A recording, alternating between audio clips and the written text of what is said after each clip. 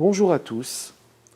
La paracha de Vayetze que nous lisons cette semaine parle du fait que Yaakov Avinu, le troisième des patriarches, devra s'enfuir chez son oncle Lavan devant la fureur de son frère Esav.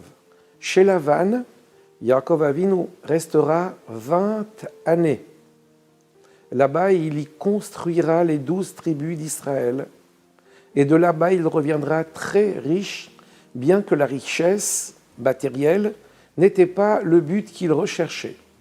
Mais avec son comportement, avec sa façon de se comporter avec Lavan, avec tout le matériel de Lavan, eh bien, Yaakov Avinu, sans le chercher encore une fois, a pu revenir très riche.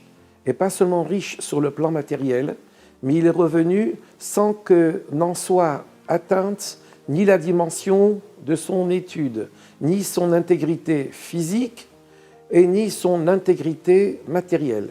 Et donc, premier enseignement pour nous, c'est de savoir que, à l'image de Yaakov Avinu, qui allant chez Lavan, a réussi non seulement à garder le cap, à ne pas se laisser happer par toutes les contingences de Lavan, c'est-à-dire la malice, la ruse, eh bien, s'écartant de tout cela, Yaakov Avinu a néanmoins prospéré et revenu de cette histoire qu'il a connue avec Lavan de la meilleure façon qui soit.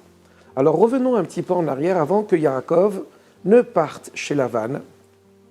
Il s'est couché dans un endroit qui n'était d'autre que l'endroit dans lequel sera érigé plus tard le futur Beth Hamikdash. Et là-bas, il se couchera et prendra la précaution d'entourer sa tête de pierre pour ne pas que les animaux sauvages du coin ne s'en prennent à lui.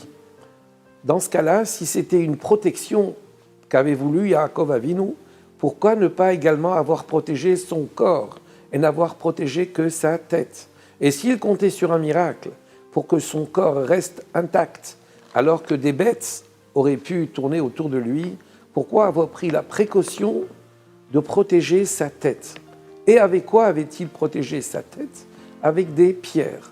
Alors de ce fait-là, nous allons tâcher de voir l'idée qu'avait Yaakov Avinu, ce faisant, et comment nous pouvons nous en inspirer pour réussir comme Yaakov Avinu a réussi de la meilleure façon, c'est-à-dire en accomplissant notre travail sans aucun compromis sur les devoirs qui sont les nôtres, c'est-à-dire l'accomplissement de la Torah et des mitzvot. Il y a un télim qui nous dit « Yagira kapecha kitochel, ashrecha vetov lach » quand tu travailleras, ce sont tes mains qui doivent s'investir, tes forces extérieures qui s'investissent dans ton travail.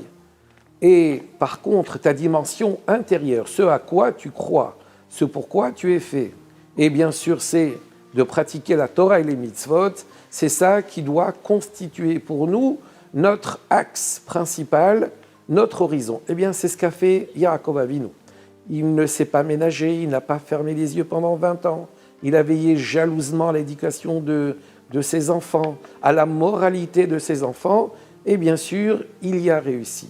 Alors, entourer sa tête avec des pierres, c'est-à-dire protéger sa tête, c'est-à-dire protéger son idéal, faire en sorte de ne pas être dérangé ni happé par d'autres contingences. Eh bien, c'est comme ça que nous aussi allons dans le monde en protégeant notre tête, en conservant toujours à l'esprit notre idéal et ne pas se laisser déranger par d'autres considérations.